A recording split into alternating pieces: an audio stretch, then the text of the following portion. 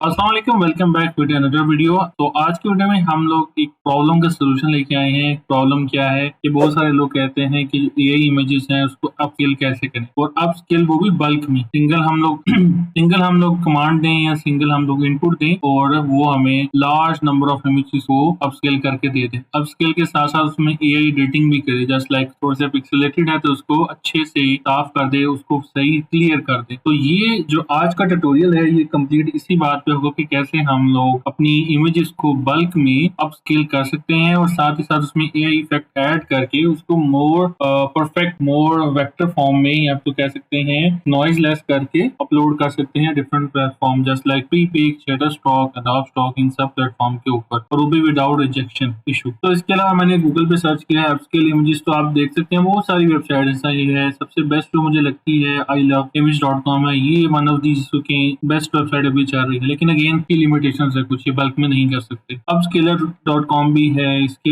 अलावा और भी बहुत सारी है। image2go.com है, PixArts है, ये भी मैंने यूज की हुई है। इसके अलावा यूरो सॉफ्टवेयर है, ये भी है, एक न्यू वेबसाइट है। काफी ज्यादा बल्क में वेबसाइट्स अवेलेबल हैं, लेकिन आज हम लोग किसी वेबसाइट पे नहीं जाएंगे। आज मैं आपको एक सॉफ्टवेयर के थ्रू करके दिखाऊंगा कि मैं क्या करता हूँ, बल्क इमेजेस देता हूँ और आप और इजीली वो कन्वर्ट होके अपस्केल भी हो जाती हैं और नॉइज क्लियर भी हो जाती है, और साथ ही साथ वो इमेजेस पिक्सल लेस भी हो जाती हैं। तो ये सारी बातें आज मैं इस वीडियो में कंप्लीट बताऊंगा, और साथ ही साथ जो इस सॉफ्टवेयर का लिंक है मैं ट्राई करूंगा कि मेरा जो ब्लॉग पोस्ट है जो मैं क्रिएट करूंगा उसके ऊपर अपलोड कर दूंगा। अभी मैंने रिसेंटली न्यू ब्लॉग स्टार्ट किया blogger.com के ऊपर, वो है सलमान कैनवस blog.blogger. उसका मैं लिंक नीचे डिस्क्रिप्शन में दे दूंगा। आप वहां पे जाके इस वीडियो का जो भी मैं डाटा शेयर करना चाहता हूँ उस ब्लॉग में मैं शेयर कर दूंगा, आप लोग वहां से जाके देख लेना। तो अगेन थोड़ा सा एक मैं पहले से बता देता हूँ, जो ये सॉफ्टवेयर है ये क्रैक वर्जन है, लेकिन मेरे पास अभी जो है पेड वर्जन अवेलेबल है। अगर आप भी लेना चाहते हैं आप इनकी डायरेक्ट वेबसाइट से जाके परचेज कर सकते हैं। मैं तो रिकमेंड करूंगा कि ये बहुत यूजफुल चीज है, तो कुछ करें आप परचेज कर लें, अदरवाइज आप क्रैक वर्जन भी इसको इजीली ले सकते हैं। और जो सॉफ्टवेयर का लिंक है वो मैं ब्लॉग में दे दूंगा, और उस ब्लॉग का लिंक मेरी डिस्क्रिप्शन में होगा, वहां से जाके देख लेना। तो सबसे पहले तो मैं टोपाज, इसका नाम है सॉफ्टवेयर का, वो है टोपाज फोटो। ठीक है, तो टोपाज बेसिकली एक कंपनी है जिसने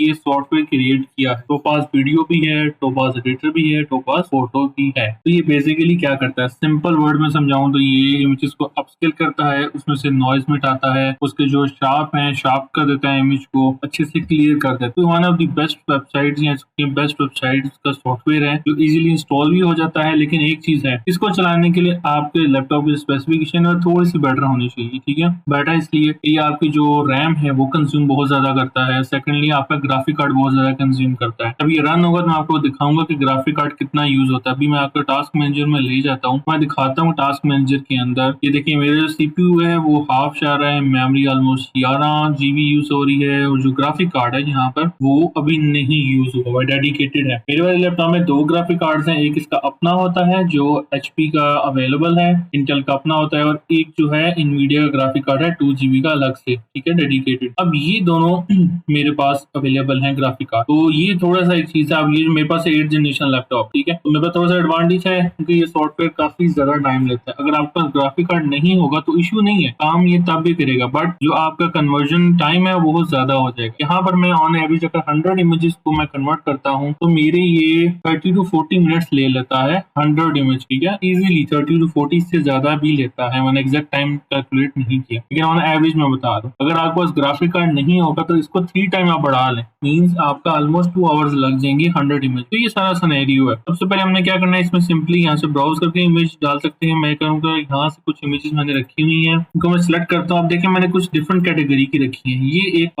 3D मॉडल टाइप इमेज है। ठीक है, एक मैं ये ले लूंगा, एक मैं वेक्टर ले लूंगा, एक मैं टेक्स्ट ले लूंगा, ये वाली इमेजेस होगी। अगेन ये वाली 3D वाली ले लेता हूँ, और कौन सी लेते हैं, हाँ एक ट्रक वाली ले लेता हूँ, रियलिस्टिक ये माउंटेन्स वाली ले लेता हूँ, ताकि हर एक का ना सिनेरियो पता चल सके ये कितना अच्छा काम करता है। अब इसको मैं सिंपली ड्रैग करके इस सॉफ्टवेयर के ऊपर ड्रॉप कर, ठीक है, आप उसे क्लिक करके ब्राउज भी कर सकते हैं। जैसे मैंने ड्रॉप किया, इसने देखा खुद ही ऑटो पायलट के थ्रू डिटेक्ट करना शुरू हो गई कि मेरी इमेज में क्या क्या चीजें मौजूद हैं। अभी मैंने 4 डिफरेंट टाइप्स की इमेजेस अपलोड की, वेक्टर, टेक्स्ट अपलोड किया है, 3D ऑब्जेक्ट अपलोड किया है, रियलिस्टिक इमेज है, और अगेन एक काइंड ऑफ पोस्टर डिजाइन। अब ये इसको कैसे रिएक्ट करता है, ये आप देखें तीनों की सबके ऊपर ये अलग अलग तरीके से फंक्शनैलिटी करके दिखाएगा। अगर आप ये देखें इसने क्या किया, अभी आपको नजर आ जाएगा मेरी स्क्रीन पे क्लियरली बिफोर और आफ्टर। बिफोर जो है वो आपको लेफ्ट लेफ्ट साइड पे और जो ऑफ्ट है वो राइट साइड पे, इसने कितने बेहतरीन तरीके से इसको कन्वर्ट कर दिया। ये वन ऑफ द बिगेस्ट। अब यहाँ पर देख सकते हैं अब स्केलिंग एक ऑप्शन आ रहा होगा, इसमें माउस रखा है, ठीक है। मैं ओपन करता हूँ, यहाँ पर देखें इसने 3.8% इसको बढ़ा दिया। मैं इसको 4% करूंगा, क्यों?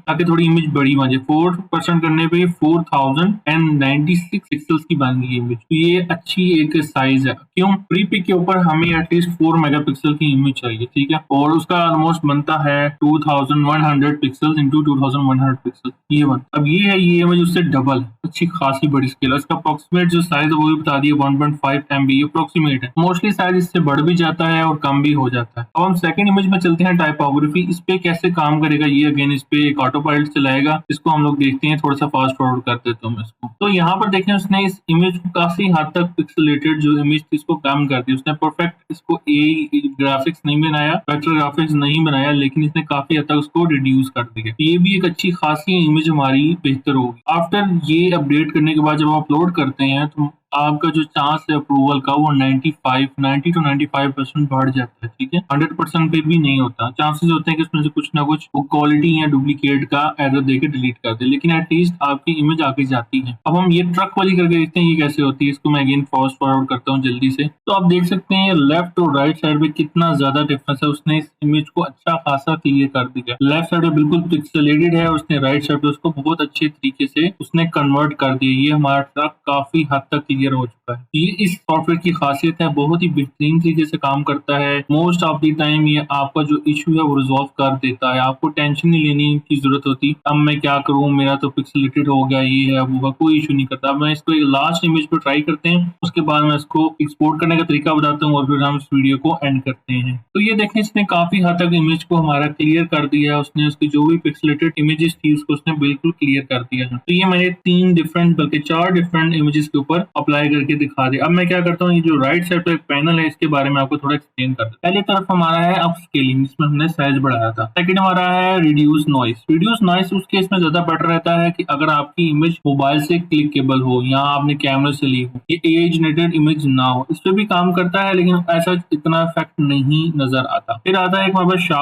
शार्पन का, ठीक है। शार्पन क्या करेगा, आपकी इमेज को बिल्कुल क्लियर कर देगा, मींस एजेस को शार्प कर देगा, जो पिक्सेलेटेड होंगे उसको खत्म कर देगा। ये वाला इफेक्ट भी आप ट्राई कर सकते हैं ऑन करके, लेकिन मुझे इस पे ज्यादा अच्छा नहीं लगा क्योंकि अगेन ये एक एआई जनरेटेड इमेज है। इस पे सिर्फ अपस्केलिंग बेटर रहती है और अपस्केलिंग के अंदर वो ऑटोमेटिकली, अगर आप यहाँ पे देखें एक लिखा हुआ है एआई मॉडल, ठीक है, एआई मॉडल। अपस्केलिंग के अंदर ये ऑटोमेटिकली एआई मॉडल को अप्लाई कर देता है, जिसके अंदर अगर आप ये लेफ्ट साइड पे देखें लो रेजोल्यूशन और ग्राफिक्स, हाई फिडेलिटी और हमारे पास स्टैंडर्ड, ये क्या करेगा, बेसिकली ये सारी चीजें इसमें से हाई स्केल पे इम्प्रूव कर देगा। तो ये ऑटोमेटिकली हमारा काम कर देता है, हमें इनकी जरूरत नहीं पड़ती। ये जो सारी ऑप्शन है नॉइज वाली, शार्पन वाली, इसके अलावा रिकवर फेसेस वाली और टेक्स्ट वाली, ये मोस्टली आपकी जो है इमेजेस जो आपने कैप्चर की होती है किसी कैमरे से, किसी मोबाइल या किसी स्मार्टफोन से, उसको ये अच्छे से अप्लाई करता है। ठीक होगा, ये बहुत ही सिंपल है, आप इसको चेक कर सकते हैं। बीटा वर्जन भी अवेलेबल है ये का, इसमें इनहांसमेंट का आप इसको देख सकते हैं। एडजस्ट लाइटनिंग का बीटा वर्जन है, बैलेंस क्लियर का। अब ये जो बैलेंस कलर है ये दोनों ऑप्शन बीटा में है। ये जो मेरे पास है टोबास का, ये लेटेस्ट वर्जन है। मैं ट्राई करूंगा लेटेस्ट वर्जन और इससे पुराना वर्जन दोनों अपलोड कर दूंगा ब्लॉग के ऊपर, ताकि जिनके लैपटॉप में ये काम नहीं करेगा तो वो लोग पुराना वर्जन इंस्टॉल करें, ताकि उनका लैपटॉप भी हैंग ना हो और उनका काम भी चल जाए। अब हम चलते हैं अपनी इमेजेस की तरफ, इसको फाइनल करते हैं। वीडियो को काफी लंबी होगी ये वीडियो। यहाँ पर एक नीचे बॉटम में ऑप्शन आ रही है सिलेक्ट ऑल। जैसे मैं सिलेक्ट ऑल करता हूँ, अब क्या करना है, अब बेसिकली जो इस पे फिल्टर मैंने अप्लाई किया था, ये देख सकते हैं यहाँ